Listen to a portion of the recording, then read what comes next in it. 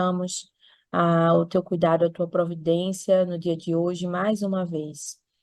Obrigada, Senhor, porque dia após dia o Senhor tem cuidado de nós, segunda após segunda o Senhor tem nos trazido aqui para aprender da tua palavra, para nos aprofundar no conhecimento do Senhor, para fortalecer a nossa fé, Senhor, para nos tornarmos mães mais fortes e dispostas a defender os nossos filhos, Senhor, das armadilhas do mundo. Eu quero te apresentar nesse momento cada mãe que está aqui, Pai, nessa ligação, nesse encontro, que tem tirado um pouco do seu tempo, no seu dia corrido, no seu dia tarefado, nas suas muitas demandas, para estar aprendendo do Senhor, para estar priorizando o ensino da tua palavra, o ensino, o teu conhecimento. Nós sabemos que não é fácil, Senhor, muitas vezes os dias nos atropelam, mas nós temos encontrado prazer em aprender do Senhor. Então, por favor, Senhor, honra essas irmãs, dando a elas sabedoria, dando a elas entendimento do que será falado, abrindo, Senhor, os seus corações para receber a tua palavra de bom grado, abrindo seus corações para receberem a exortação humildemente, Senhor. Que o Senhor possa abençoar o lar dessas irmãs, fazer frutificar, Senhor, cada semente que elas têm plantado, daquilo que elas têm aprendido aqui, e que possa fortalecer suas mãos para o trabalho, possa fazê-las aptas, Senhor, para criar os seus filhos para ti, para abrir os olhos deles, Senhor, em relação às mentiras do mundo. Que o Senhor nos ajude, que sejamos fortes no Senhor. Também que o Senhor ajude aquelas que não puderam estar conosco hoje por algum motivo. Clamamos pela nossa irmã Samara, que está com seus filhos no hospital, e pedimos que o Senhor possa dar breve recuperação a ela, aos seus filhos, que em breve ela possa estar aqui conosco novamente. Cada uma de nossas irmãs enfermas que não puderam comparecer, por algum motivo legítimo, que o Senhor possa, meu Pai, visitá-las agora pela tua bondade, pelo teu amor, e contemplar as necessidades dessas irmãs e amorosamente socorrê-las, Senhor, naquilo que elas precisam. Também queremos te pedir por aquelas que têm desprezado esse momento, que não estão aqui, não por alguma necessidade, não por algum problema legítimo, mas porque realmente, Senhor, desprezaram o compromisso que elas firmaram de estar aqui hoje. Que o Senhor também tenha misericórdia delas, que o Senhor desperte, Senhor, elas para isso, e que o Senhor dê a elas outras oportunidades de estar aqui aprendendo com a gente. Nos ajude, Pai, a estarmos com ouvidos atentos, a nos livrarmos das distrações, que são muitas, quando estamos com o celular na mão, quando estamos com o notebook na nossa frente, nós tendemos a nos distrair da mensagem, daquilo que o Senhor está falando conosco. Mas eu te peço que Satanás não venha roubar aquilo que o Senhor tem a nos ensinar, que nós não permitamos, Senhor, que a nossa mente vague por outros caminhos, que o nosso pensamento se vá e que perdamos a preciosidade daquilo que temos para receber de Ti hoje. Possamos estar atentas e vigilantes. É o que eu te peço em nome de Jesus. Amém. Amém. Amém. Amém. Então, amiga, você pode se apresentar para as irmãs, falar quem você é, falar da sua família, da sua igreja, aquilo que você achar interessante compartilhar, e em seguida você pode começar aí o estudo, tá bom? Tá bom. Só É bem... lembrando as irmãs que quem quiser fazer qualquer comentário, qualquer pergunta, é só levantar a mãozinha ali embaixo no ícone para a gente ficar atenta às vezes, tá bom? Para poder dar o espaço para vocês falarem.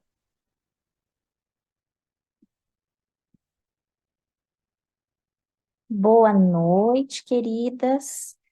Quem não me conhece, acho que a maioria não me conhece, né? Só a Tami mesmo.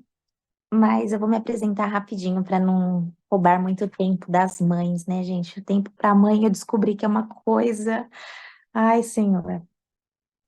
Bom, as meninas me chamam por Bela, todo mundo me chama por Bela, mas meu nome é Isabela. Eu sou mãe do Timóteo, meu bebezinho de 1 ano e 1 mês agora. Tem um outro bebezinho aqui sendo formado, sendo gerado, ainda não o conheço, não sei quem é exatamente, mas está aqui, graças a Deus. Eu trabalho como voluntária no Ministério do Graça em Flor, eu trabalho como professora e escritora no Ministério Frutíferas. Fiquei muito tempo com as meninas, não sei se quem vai conhecer no Filhas da Graça, por isso que as meninas me conhecem. Fiquei feliz com o convite da Samara, da Tami também, então estou muito feliz em estar com vocês aqui hoje. Eu falei para a Tami, eu falei, eu não sei se eu sei, não sei se eu sei mais fazer Clube do Livro, faz muito tempo que eu não faço, eu tenho medo de falar muito, de falar pouco, porque, gente, depois que eu virei mãe, minha cabeça virou um parque, ela vai para todos os lugares. Então, eu anotei tudo para dar tudo certo para a gente hoje. Aí, meu bebê está dormindo, graças a Tami. Preciso falar, gente, coisa maravilhosa. Não posso deixar de falar. Bom, vamos começar então. Era para eu estar no último, né? No último encontro, nos últimos 2 capítulos, eu tive um problema que me embolei toda com as datas e não consegui acompanhar. E aí, me deram uma colherzinha de misericórdia aqui para eu poder estar aqui dia hoje, no dia hoje. Oh, meu Deus, comecei. Nosso capítulo hoje, então, é o 12, que o tema é Não sou uma pessoa religiosa, sou uma pessoa espiritual. Eu achei maravilhoso, porque ela fala mais para frente, né? Ela dá a data de como começa essa nova espiritualidade, mas é tão atual, parece que foi há tanto tempo que começou isso, mas é tão atual que a gente precisa muito, muito estar atenta agora neste tema. É um dos mais atuais que eu achei até agora.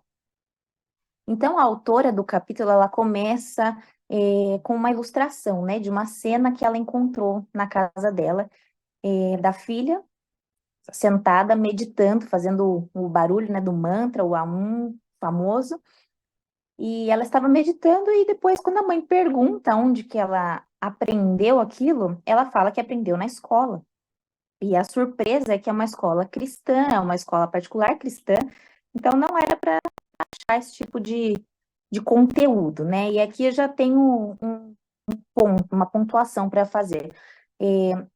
A melhor escola e a melhor professora são as mães dentro de casa. Não importa se a criança vai para a escola, se a escola é particular, se a escola é pública, se é cristã, se não é cristã. Nós não temos controle fora de casa daquilo que os nossos filhos vão aprender. Não estou criticando de forma nenhuma quem põe criança na escola. A minha criança, quando chegar a hora certa, vai para a escola. Mas eu estou pontuando que nós temos que estar atentos, porque não é responsabilidade da escola a educação dos nossos filhos, não é responsabilidade dos professores. Nós não podemos deixar nas mãos de outros aquilo que nós devemos fazer. Ainda que seja uma boa escola, com boas referências, uma escola cristã, nós precisamos estar constantemente atentos àquilo que os nossos filhos estão aprendendo fora de casa. A explicação, né, da autora para essa situação é que nas últimas décadas a nossa cultura ela foi permeada, ela foi inundada pelo misticismo da nova era. E as ideias invadiram tudo, permearam tudo, estão em tudo, essas novas ideias. E aí ela explica que esse misticismo da nova era começou a florescer nos Estados Unidos em 1960, num momento que as pessoas buscavam, né, respostas, era período, a nova onda do feminismo, ela coloca tudo aqui certinho, mas era um momento que as pessoas estavam perdidas e pessoas perdidas buscam respostas, costumam até hoje buscar respostas em meios sobrenaturais, querem algo, uma direção, um caminho, uma luz, né? Normal, nada de novo sob o sol. Então, era uma época que estava tudo uma bagunça, e então as pessoas estavam buscando uma luz, né? Uma identidade, uma coisa para se apegar, para acreditar. E ela cita também, que eu achei interessante, porque mais para frente vai fazer mais sentido, que a Oprah, né, ela foi uma grande responsável por impulsionar, né, esta ideia, esta nova era, toda essa espiritualidade nova. E ela traz aqui, eu até grifei aqui, os dados de 2012, que relata que 1/3 dos millennials, né, não se submete a nenhuma religião em particular. E desse grupo, 37% se descrevem como pessoas espirituais, mas não religiosas, e 58% sentem uma conexão profunda com a natureza e com a terra. De 2012 faz um tempinho, mas ainda hoje eu acredito que seja pior até, né? Porque até mesmo no meio de pessoas que se dizem cristãs, que creem em Deus, não sabemos exatamente se é o Deus da Bíblia, obviamente não, né? Mas elas acreditam que sim. Mas nós vemos pessoas dentro da igreja mesmo acreditando e vivendo que Deus é uma força, que Deus é uma energia, que Deus é aquele bom velhinho que tudo nos dá, que tudo faz para nossa alegria, para nossa felicidade. Então, são dados e novos, né, ao mesmo tempo. E então ela prossegue, né, naquela parte do Ruja como uma mamãe, da página 230, explicando que essa nova era, né, o misticismo da nova era, ele é uma mistureba, ele é uma junção de ideias religiosas orientais, psicologia, filosofia moderna, pseudociência, cristianismo, pegou tudo, botou num balde ali, misturou e saiu essa nova espiritualidade. E aí ela continua datando e falando sobre a Oprah, né, que em 2008, em janeiro de 2008, o canal da Oprah and Friends lançou um curso baseado em um livro. E aqui tem o nome do livro, Um Curso em Milagres. E a ideia, basicamente, desse livro, as ideias da autora, do que ela relatou no livro, e que o curso foi baseado nessas ideias, eram que ela falou que a avó, que do céu, né, que Jesus, que então era real. Então, que nós não devemos cometer o erro patético de nos agarrarmos à antiga e rude cruz, porque a mensagem da crucifixão agora, né, nessa nova era, é que nós podemos tudo, nós podemos vencer a cruz. Outra coisa que ela cita também é que o nome de Jesus não passa de um símbolo. Jesus não é uma pessoa, Jesus não é Deus. Jesus é um símbolo de amor, é um símbolo de força, é um símbolo seguro. Para qualquer Deus que você reze, Jesus é ali a imagem desse Deus, dessa divindade. Ela fala também sobre a expiação, que a expiação é a lição final que todo leitor, que todo aluno deste curso precisa aprender, que nós não temos pecado, né? Não tá tudo bem, não temos necessidade de salvação porque nós não cometemos nada grave assim. Lá fala da lição 61, que pede para o leitor falar sobre si mesmo. Eu acho isso maravilhoso. A gente vê isso no Instagram, às vezes no Explorar, vem uns posts meio assim, de eu sou a luz do mundo. Eu tenho muitas pessoas que eu conheço que não são cristãs, e elas sempre postam assim, hoje Deus mandou te dizer, você é forte. Eu falo, gente, em que momento será que Deus mandou dizer isso para essa pessoa, né? Porque não é bem assim que a banda toca, não, né?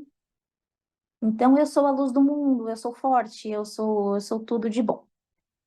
Fala lá também da lição 259 que não existe pecado, ou seja, somos todas pessoas maravilhosas e perfeitas. E a lição 70 deste curso, deste livro, é que o leitor se declare que a salvação dele vem dele mesmo. Não precisa de ninguém, ele consegue tudo, ele pode tudo. E aí, então, a autora desse livro, né, que inspirou o curso da Oprah, ela declara, né, ela ensina que o ser humano é Deus e ele é dono de si mesmo, ele é fonte de si mesmo, e tudo está nele, tudo pode nele. Tira totalmente todas as partes importantes, cruciais, fundamentais do cristianismo, que são consideradas desagradáveis mesmo, né? Quem precisa de um salvador? Quem quer assumir que é fraco a ponto de que precisa que alguém intervenha, porque se alguém não intervir, você morre. Não, gente, a ideia do mundo é que todos, se fizerem uma coisinha, uma pequena ação, uma boa pequena ação, já está salvo, porque você não é tão mal assim. Você pode ter uma vida de pecados, mas se você der uma esmola no farol, não tem problema, já você já garantiu a sua vaga, né, no céu. Então, essa ideia da autora, e essa é uma ideia muito de rejeitar todas as partes principais e cruciais do cristianismo, que nós somos maus, nós somos pecadores, e que se não for Jesus Cristo, se Jesus Cristo não intervier em nosso favor, nós nós vamos morrer e ir para o inferno e passar a eternidade no inferno. Quem que gosta de falar e de acreditar e de viver nisso? Quem que quer saber o que precisa acontecer para você não viver eternamente no inferno? Ninguém está preocupado com o inferno, mas todo mundo acha que vai morar no céu. Incrivelmente, nenhuma dessas coisas fazem sentido, mas na cabeça das pessoas, fazem muito sentido.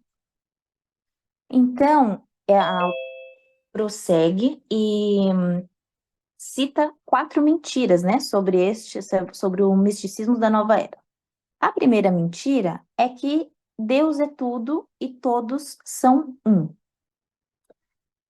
Não há separação, então, de nós, de mim, não há separação sua, não há separação de ninguém entre uma árvore, entre um cachorro. Inclusive, ela cita, né, não há separação entre você, eu, o seu cachorro e a árvore que o seu cachorro acabou de fazer xixi. Como se isso fizesse algum sentido. Pra gente não faz sentido nenhum, né? Mas é incrível pensar que faz muito sentido na cabeça da maioria das pessoas.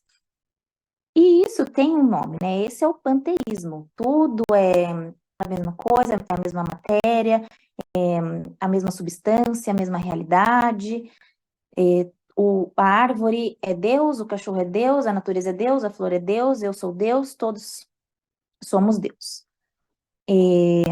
Então, ela vai falar um pouquinho mais para frente, né, sobre o panteísmo, como contraponto, né, dessa primeira mentira, ela vai explicar mais um pouquinho.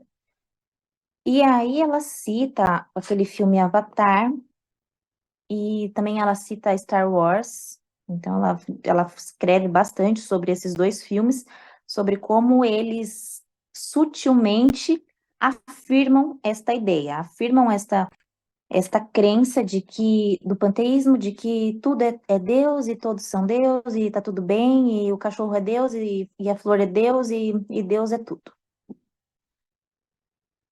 A segunda mentira é que parabéns, ela escreveu, parabéns, você é Deus, né? Então, a segunda mentira é que nós somos Deus. Nós somos como Deus, cada pessoa é um mini Deus. Eu não vou citar nomes, né? Porque eu acho que é antiético, mas se vocês estavam na internet, na época deu um maior rebuliço, porque um pastor falou que todos somos, ele usou aquele salmo, não lembro exatamente qual que é o salmo, que é exatamente, a teologia está muito em alta. Então, o pastor, ele é jovenzinho, ele falou, né, na pregação que todos nós somos Deus, somos miniaturas de Deus, somos mini deuses aqui na Terra.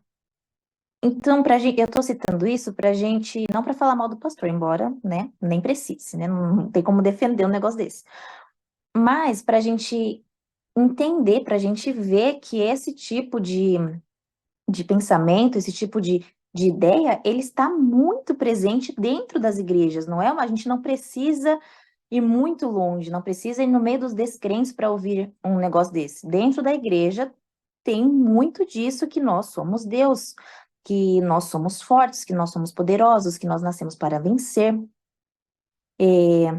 Então, se tudo é a mesma coisa, né? Então, nós somos Deus. Ela fala isso, né, na página 233.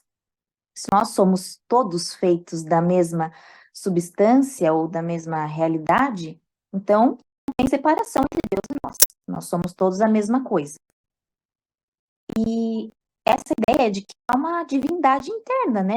Todo ser humano carrega uma divindade interna.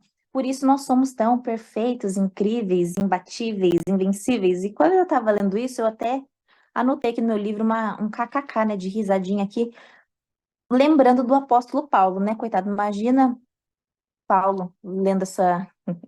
Imagina Paulo lendo essa loucura. Se a Tamires deixar, eu falo quem foi o pastor, senão depois ela vai brigar comigo. Mas eu fiquei pensando muito, é aquele Vitor Azevedo. Eu não sei se nem se a gente devia chamar ele de pastor, mas ele é pastor, então não, tá aí. O pastor Vitor Azevedo, ele sempre fala algo desse tipo, que nós somos como Jesus, que nós somos como Deus, que nós somos fortes. Esse o próprio. Então, eu fiquei pensando no apóstolo Paulo. Falei, gente, imagina o apóstolo Paulo rindo disso aqui, que loucura. Quem não conhece não está perdendo nada, obviamente. Então, essas mensagens, elas não costumam, aqui tem um alerta, né, inclusive da autora. Essas mensagens são, na maior parte das vezes, elas são mensagens, de certa forma, não são escancaradas, são mensagens subliminares, são mensagens sutis, que vão entrando ali de forma lúdica, de forma tranquila, assim, não é nada escancarado, que elas vão entrando na cabeça da criança por meio de pessoas, por meio de filmes, por meio de televisão, por meio de qualquer mídia que seja. Ela até coloca lá, né?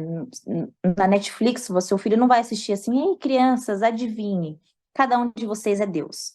Mas há personagens que vivem, né? Que são programados, que são feitos para mostrarem que há uma força, que nada pode detê-los, que nada pode pará-los, que eles são perfeitos e não precisam de nada e nem de ninguém, e tudo que eles fazem, até as coisas más que eles fazem, são boas. Então, não, normalmente, esse tipo de mensagem não vem de forma escancarada. Você é um Deus, mas vem de forma assim, acredite no seu potencial. Se eu posso fazer, você pode fazer. E aí, há aqui uma ênfase, né? Uma ênfase dessa ideia é a ênfase no eu, é a fé em si mesmo, é aquilo que você pode fazer tudo, você consegue fazer tudo, você não precisa de ajuda, você não precisa de salvação, você é suficiente. E aqui, embora não seja exatamente a mesma coisa, eu quero fazer um link com a mensagem do apóstolo Paulo em Gálatas, porque a mensagem de Paulo aos Gálatas eram contra os falsos mestres, né, contra os mestres judaizantes, que queriam acrescentar obras à obra salvífica de Jesus. Então, eles ensinavam que para você ser salvo, sim, você precisava de Cristo, mas você também tinha que fazer tal coisa. Você tinha que fazer, obedecer a ritos, você tinha que obedecer a mandamentos e ordenanças que não foram Deus que instituiu, mas foi instituído por homens. Não é exatamente a mesma coisa, mas é uma coisa para nós pensarmos, é mais como se fosse meio que uma aplicação mesmo, porque a mensagem de Gálatas é contra a ideia de que nós podemos fazer algo para que Jesus nos aceite. Nós não podemos fazer nada para que Jesus nos aceite. Jesus nos aceita porque ele se entregou por nós, ele nos salvou, e se não fosse Jesus intervindo em nosso favor, não tem como nós sermos aceitos por Deus. Então, essa mensagem, essa ênfase no eu, essa ênfase no eu posso, eu consigo, eu não preciso de ninguém, tem ali um contraste com a mensagem do apóstolo Paulo em Gálatas, que ele fala muito claramente: não é bem assim que funciona. Você não precisa, você nem pode, né? Não é que você não precisa, você não pode fazer nada para Jesus te aceitar. Então, quando eu estava lendo, eu pensei nisso e eu quis trazer para a gente pensar nisso também, porque talvez essa realidade, essa mentira, né, do somos, parabéns, você é Deus, não esteja na nossa realidade, nós não pensamos assim. Mas o legalismo está um pouco perto disso, de pensarmos que somos deuses, de pensarmos que podemos fazer algo, que a nossa salvação, que a nossa vida espiritual depende de obras que façamos.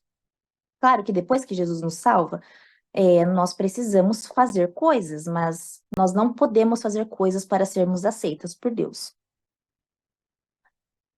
A terceira mentira é sobre o relativismo, né? Que ela coloca: terceira mentira, tudo é relativo, que não há uma verdade absoluta, que cada um cria a sua própria realidade. Isso já foi falado mais, né, no capítulo 9. Então, aqui só um trechinho para lembrar mesmo que o relativismo é que cada um cria a sua verdade, cada um cria aquilo que acredita, e assim também cada um cria um Deus para si, né? Um Deus que melhor lhe agrade. Às vezes a gente junta um pouquinho de uma coisa aqui, um pouquinho ali, pronto. Criei o meu Deus e para mim é verdade. Se você não acredita, o problema é seu, porque tudo é relativo.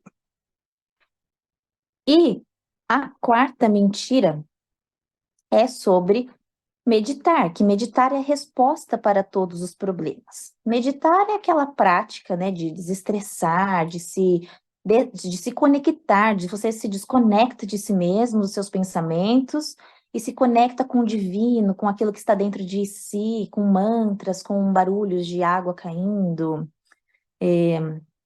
um silêncio, só com seus pensamentos e o famoso A1, né, para você se desestressar e se conectar com algo divino que nem a própria pessoa sabe exatamente o que é, mas já que estão recomendando, vamos fazer, né?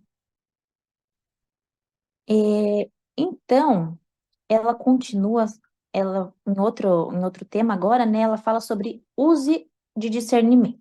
Afirme o bem e rejeite o mal. Aqui nós temos as verdades para cada mentira anteriormente citada, né? Ela cita 4 mentiras da nova era, né? Do misticismo da nova era, e agora ela vai citar 4 verdades para combater essas mentiras, né? Porque a gente só sabe o que é mentira se a gente conhece o que é verdade. Então, ela vai falar sobre o panteísmo. O cristianismo é o único entre as religiões, porque ensina que Deus é um Deus pessoal e totalmente distinto da criação. Nós não temos como ser como deuses, nós não temos como ser igual a Deus. E nada pode ser igual a Deus também. Então, não tem como a árvore e o cachorrinho, que acabou de fazer xixi na árvore, serem como Deus. Não, é totalmente impossível. Há um abismo de diferença que não dá nem para citar. O Senhor não é a criação. Ele é o Criador e a imagem de Deus está na criação, mas ele não é o oceano, ele não é as árvores, ele não é as flores.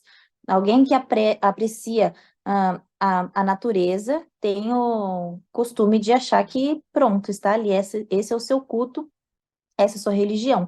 Mas Deus criou as coisas e ele está totalmente separado das coisas, ele não é a sua criação, ele é o Criador. Então, da mesma forma, Deus não é uma força mística, né, uma energia.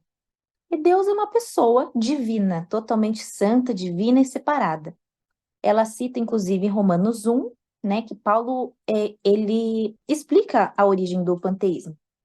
Que ele cita que o ser humano conhece certas coisas pela simples observação da natureza.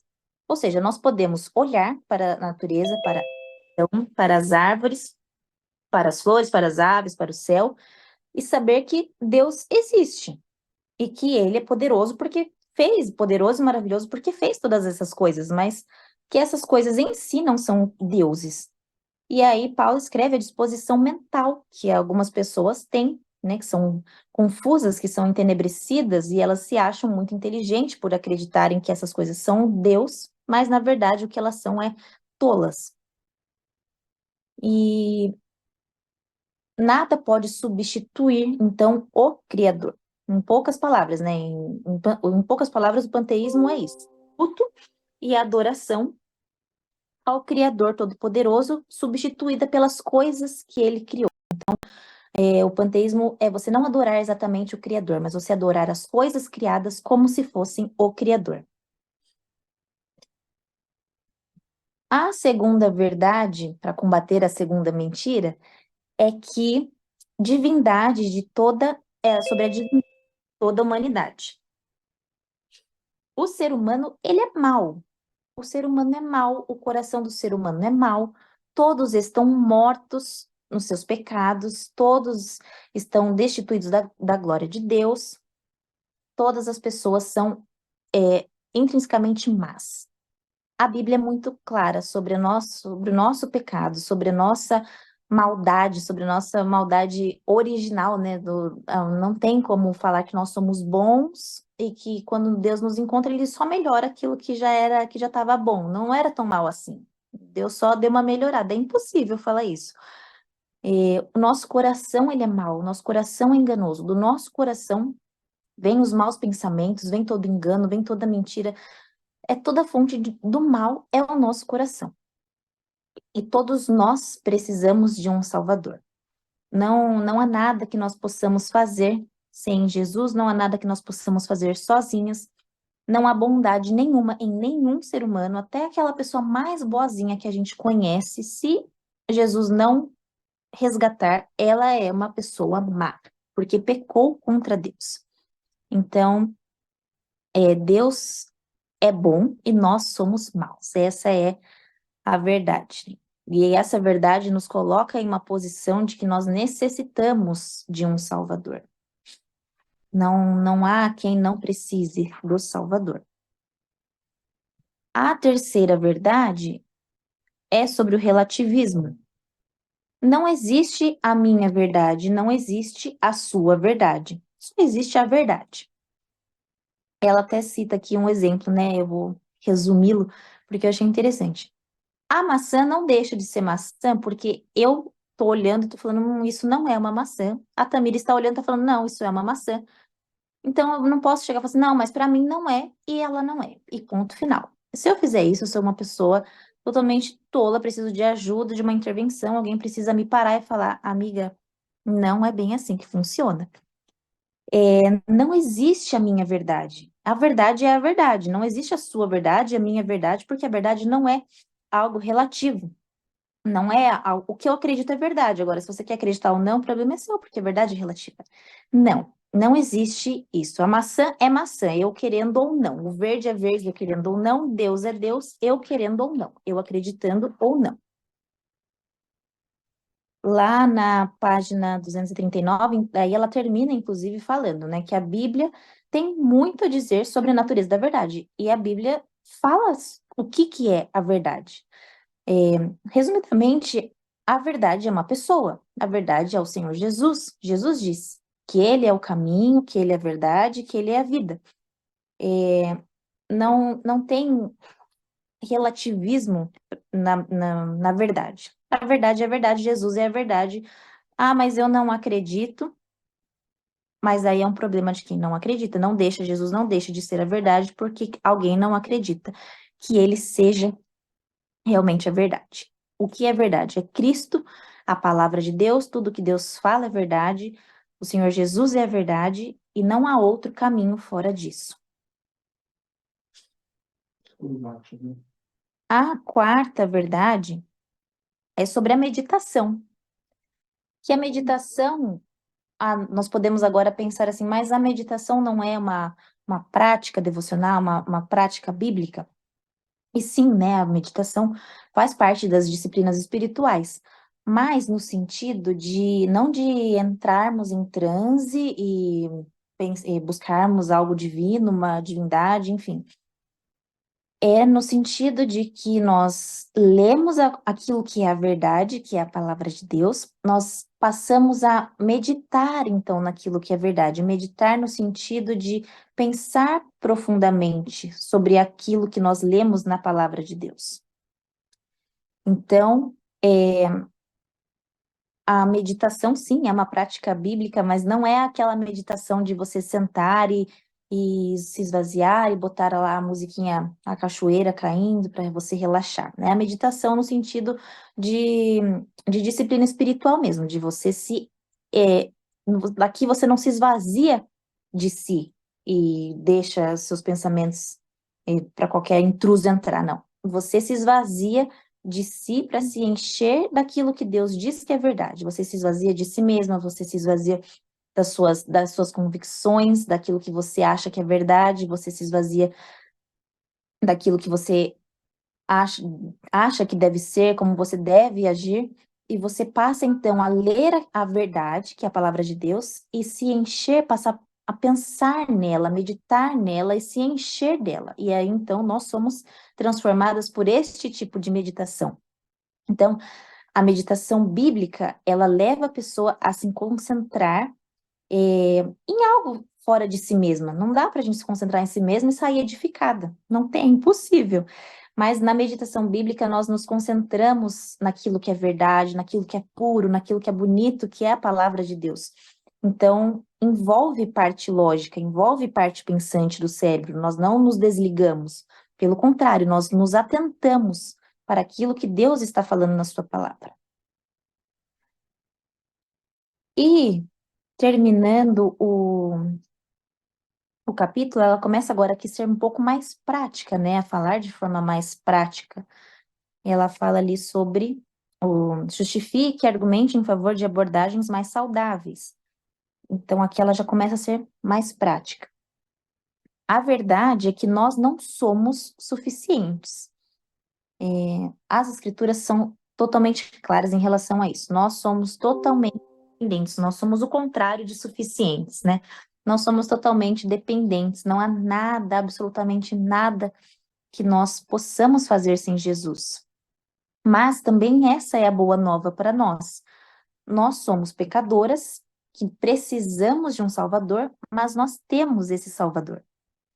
Não há nenhum esforço suficiente que nós possamos fazer para sermos salvas, mas há um Cristo que fez o que tinha que ser feito para nos salvar. Então, essa é a boa nova para nós. Nós não somos suficientes, graças a Deus, mas Jesus Cristo é suficiente.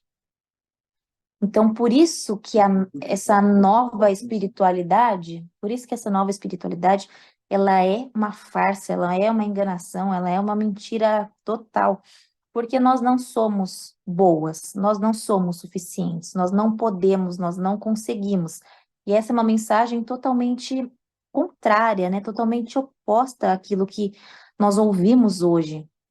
E como falamos muitas vezes dentro de igreja, que nós conseguimos, que basta que façamos isso, que basta que façamos aquilo, ai, nós uma certa força, ai, nós uma certa divindade, ai, nós algo que nós podemos sozinho resolver e fazer para que possamos ser aceitas e vencer na vida, e todas essas mentiras que nos contam e que muitas vezes tendemos ainda a acreditar. Se assim não fosse, Paulo não teria escrito aos Gálatas a carta que ele escreveu, né? E lá nessa parte, inclusive, ela cita que o nome de uma mulher, né, Mary Poplin, que era seguidora desse misticismo, dessa nova era, dessa nova espiritualidade, só que ela entregou sua vida a Cristo, porque ela viu uma conhecida, né, uma mentora da nova era, num restaurante. E logo em seguida, esta mulher tão desenvolvida, tão espiritual, tão maravilhosa, tão luz, amor e paz, ela entrou numa briga com o dono de um carro que ela bateu, não sei se ela bateu, deixa eu ver aqui, que ela bateu sem querer enquanto ela dava ré e ela brigou, se meteu numa briga com o dono do carro e gritava com raiva e o homem continuou falando com ela com calma e ela revelando quem ela realmente era. Tanto que é isso que o homem fala para ela, né? Este é o seu verdadeiro eu.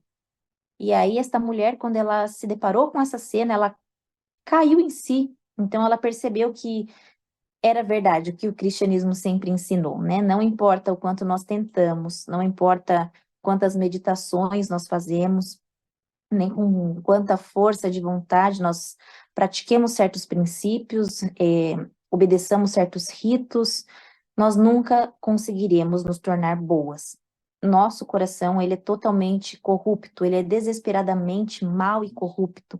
E se não for o sangue de Jesus, nós não podemos ser limpas, nós não podemos nos purificar a nós mesmas. Nós precisamos do sangue de Jesus.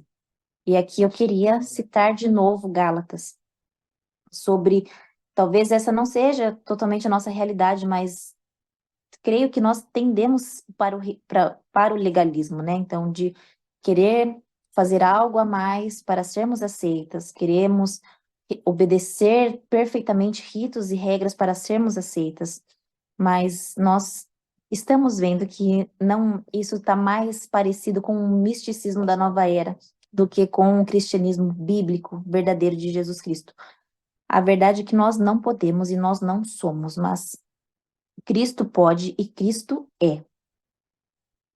E aqui ela continua ensinando de forma prática, né? Mais prática ainda, né? Ela dá dicas de como nós podemos fazer. Ela fala sobre estarmos sempre atentas às mensagens que a nova espiritualidade traz. E que essa mensagem ela está na TV, ela está em filmes, em propagandas, em aplicativos, em jogos, em mídias. Então ela fala meio que para entrarmos nesse jogo, fazer disso um jogo e uma atividade divertida com os filhos, ensinando como que como que eles devem reagir, com perguntas.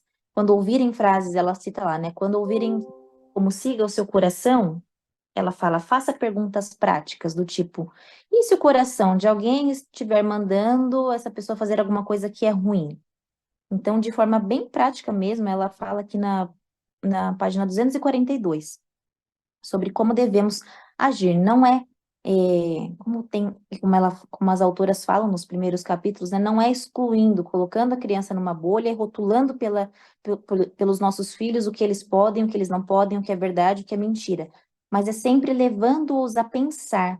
E para eles pensarem de forma correta, eles precisam saber o que é correto. Então, nós precisamos constantemente discipular as nossas crianças, os nossos filhos, para eles saberem o que é verdade, para quando se depararem com a mentira, conseguirem pensar que, peraí, isso não faz tanto sentido. Como que eu vou seguir meu coração se a Bíblia fala que o coração é enganoso? Então, de forma bem prática, ela ensina a fazer perguntas diante dessas mentiras em filmes, em televisão, em programas, em jogos, né? Então, se você é o suficiente, alguma propaganda, alguma coisa está falando que você é suficiente, então quer dizer que você consegue levantar um prédio, um carro com as próprias mãos? Eu achei isso muito interessante. E aí, por fim, faz ah, ela divide as orações aqui em petição, adoração, confissão e ação de graças e, fim, né? Porque daí são as perguntas para meditação e revisão. Então, até aqui é o que nós temos sobre a nova era.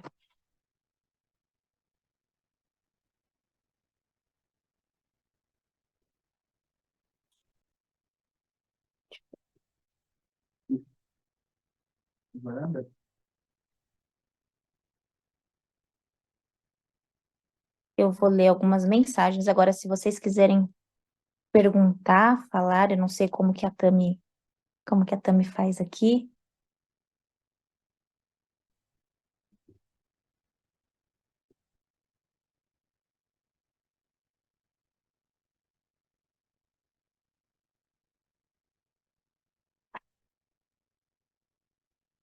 Ah, agora foi.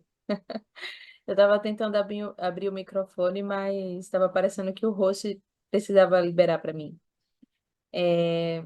Ah, é maravilhoso esse capítulo, né? Todos esses capítulos desse livro são tão pertinentes. E tu estava falando agora no final, e eu estava pensando, um livro que eu li, acho que eu nem cheguei a ler ele completo, mas eu li boas partes dele. E agora me fugiu o nome do livro da mente, mas ele é de um apologeta chamado Vincent Chang. E ele ensina que quando as pessoas vierem nos trazer algumas ideias, assim, é uma forma da gente defender aquilo que a gente acredita, né? Sabendo que aquilo é mentira, é levar aquela afirmação às últimas consequências. Então, isso que você falou, por exemplo, né? Ah, você é suficiente. Se você vai levar isso para as últimas consequências, você faz justamente essa pergunta, tá? Então, se tu quiser levantar um prédio, é suficiente, a tua força é suficiente, tu consegue, né?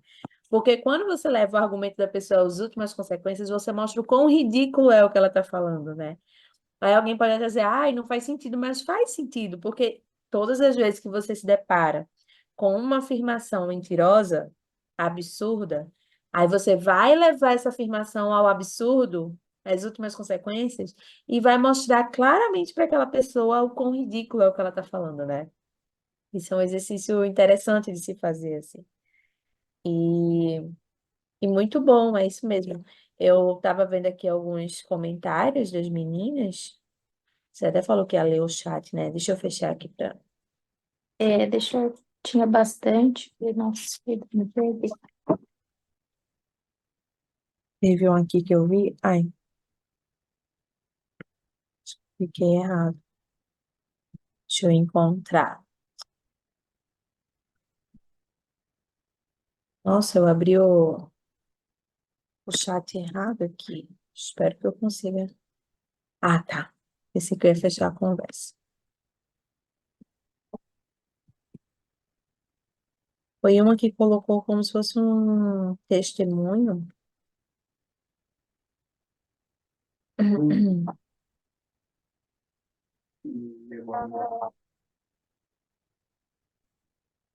Eu tô tentando ler, mas eu vim bem pro comecinho.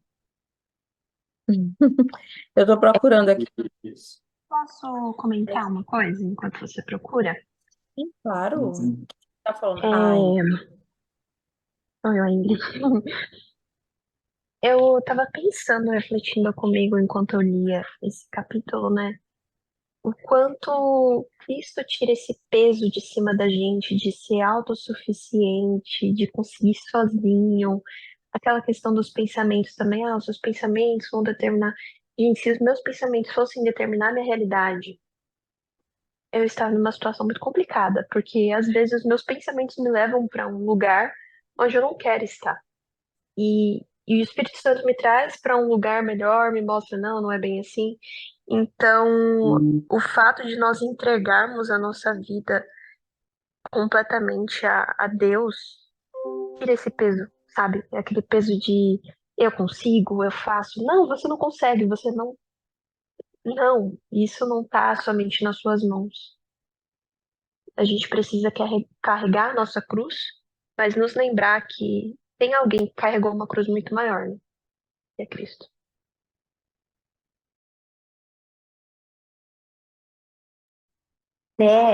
Essa mensagem exatamente de Gálatas, né? Não precisa de Cristo mais alguma coisa, precisa crer que Cristo fez e que foi suficiente, não precisa é, obedecer a ritos e ordenanças que não foram colocadas exatamente por Cristo, foram colocadas por homens. Enfim, eu amo a carta de Gálatas justamente por isso, porque lembra, né? Porque a gente precisa, porque o comum é que viajemos para este lado mesmo. Eu preciso fazer alguma coisa.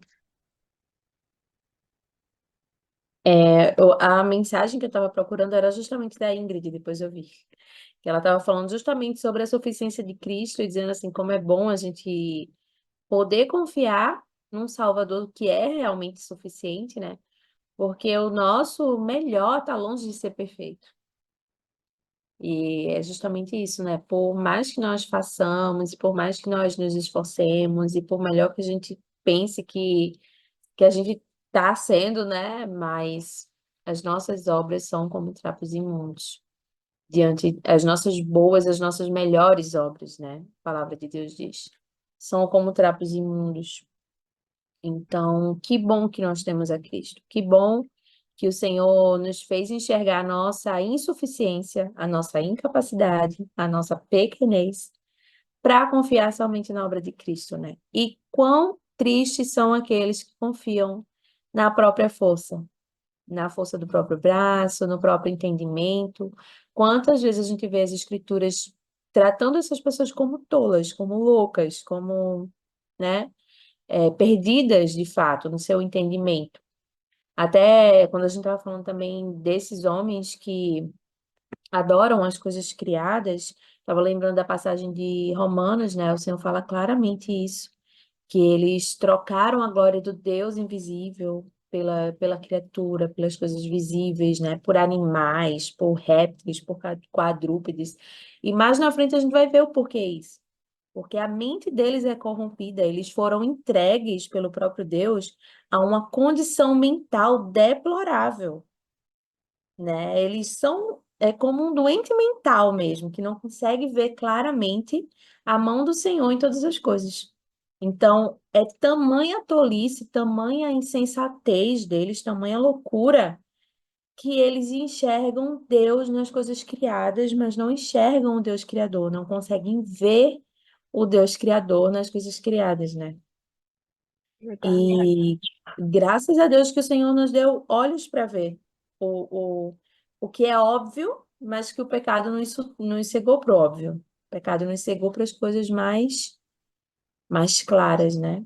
E Deveriam tem ser tão fáceis. até, perdão, Tami.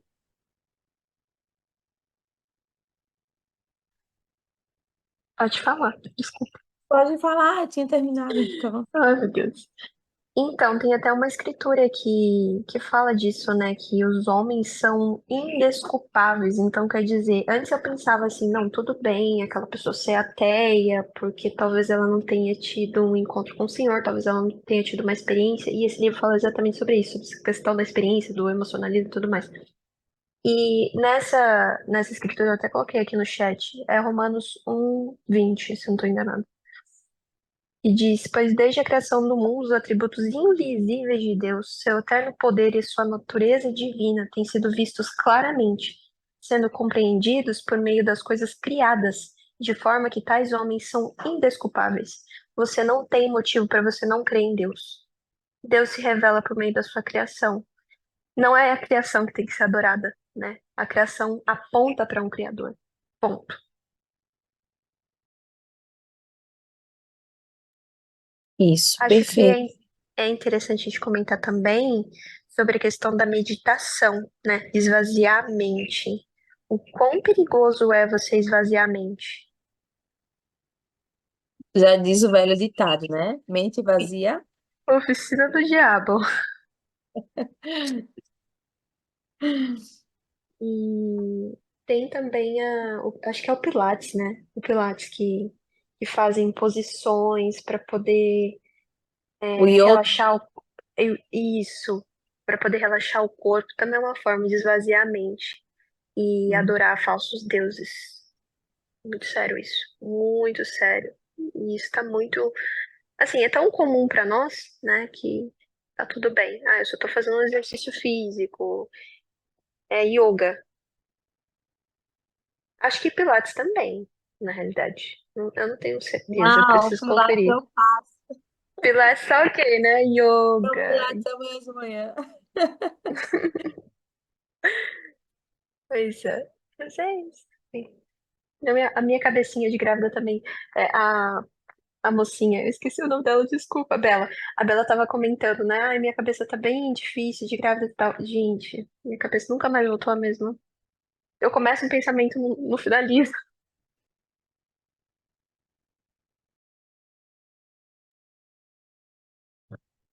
Pois é, o Pilates ele é mais fisioterapia, assim, exercícios para o corpo mesmo. Mas o yoga ele tem mais esse lado místico, né, da coisa, da meditação, olhando para dentro de si, não para fora de si, né? Sempre internalizando e aquela introspecção, enfim. E é isso. Alguém tem alguma pergunta, algum comentário a fazer? Podem levantar a mão, podem falar aí, abrir o microfone se tiver alguém. Se não tiver ninguém mais para comentar, eu vou pedir então para a Bela fazer a oração finalizando o nosso encontro. Mas enquanto acho que é isso. Então tá, Bela, muito obrigada, amiga, por estar aqui conosco, por se dispor em servir hoje. Apesar da tua correria, apesar do início de gestação, que eu sei que é difícil, passei por isso agora há pouco, e, enfim, todas as tuas demandas, mas ter separado um tempinho aí para servir a gente, que Deus te recompense, tá? Fica aqui meu agradecimento em nome de todas nós e pode orar para finalizar o nosso encontro. Meninas, eu amei muito estar com vocês hoje. Fiquei muito feliz quando as meninas me convidaram. Fiquei muito triste quando eu não pude na data que elas convidaram, mas eu fiquei muito feliz de novo porque elas me deram mais uma chance. Eu amei mesmo. Foi muito bom. Deus abençoe a vida de cada uma de vocês. E graças a Deus o Pilates não é tão assim também, porque, gente, ele salva a vida das gestantes, pelo amor de Deus. Verdade, eu fiz. Eu sempre me confundia. Qual que é yoga? Ai, será que eu tô fazendo yoga? Não, é Pilates, tá tudo bem. Não, tudo bem, mas tá tudo certo. Então, eu gostaria de orar com vocês agora. Querido Senhor, te louvamos, te agradecemos por este momento precioso que estivemos juntas diante do Senhor, diante da tua palavra, diante da tua verdade. Nós te louvamos porque as Escrituras são verdades na nossa vida e porque o Senhor usa pessoas para escrever bons livros, escrever bons materiais que nos auxiliem em nossa caminhada, em nossa jornada, em nossas demandas, em nossos ofícios e, no mais importante, como mães, que o Senhor use cada palavra, cada material, cada estudo, cada noite de segunda-feira que essas mulheres se reúnem para edificar a vida, para semear palavras de verdade no coração de cada mãe, de esperança, de alegria, de consolo, que todas nós corramos a Cristo em cada momento da nossa vida, em cada momento da vida dos nossos filhos, sabendo que Cristo é suficiente, sabendo que o que Cristo fez na cruz é suficiente, que nós não temos nada extraordinário para oferecer aos nossos filhos, mais extraordinário do que oferecer a Cristo todos os dias. E mesmo quando nós não estivermos vendo o resultado do nosso trabalho, mesmo quando parecer que não está tendo efeito nenhum aquilo que nós temos feito, que nós possamos nos lembrar que o Senhor é quem atua, que a tua boa mão está sobre a vida da nossa família e de cada um dos nossos filhos, mas que sejamos incansáveis, que sejamos bravas, como ursas mesmo, como mamães ursas que cuidam e zelam daquilo que o Senhor, naquilo que o Senhor nos deu, que o Senhor nos deu uma alma eterna, que o Senhor nos emprestou uma alma eterna para devolvermos santos a Ti, e que nós gastemos a nossa vida inteira, Senhor, para devolver um santo a Ti. Que toda palavra, todo ensino, todo estudo, que seja fiel na nossa vida, que não volte vazio, e que nós sejamos boas mães, não porque nós somos boas, mas porque o Senhor é o nosso bom Pai. Que sigamos sempre o caminho da cruz, porque a cruz é suficiente em nossa vida, em nossa maternidade, em tudo que fizermos. Abençoa a vida de cada uma que está aqui nesta noite, cada família aqui representada, cada filho aqui representado, Senhor. E pela Samara também, e seus bebezinhos, que o Senhor os abençoe, que o Senhor traga restauração, breve recuperação, em nome de Cristo, e que traga paz e alegria ao coração desta família, saber que o Senhor é dono de cada momento e que em cada circunstância o Senhor dá uma porção dobrada de graça. Nós te pedimos e nós te agradecemos em nome de Cristo. Amém. Amém.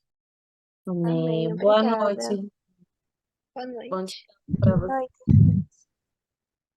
Boa noite, meninas. Deus abençoe. Boa.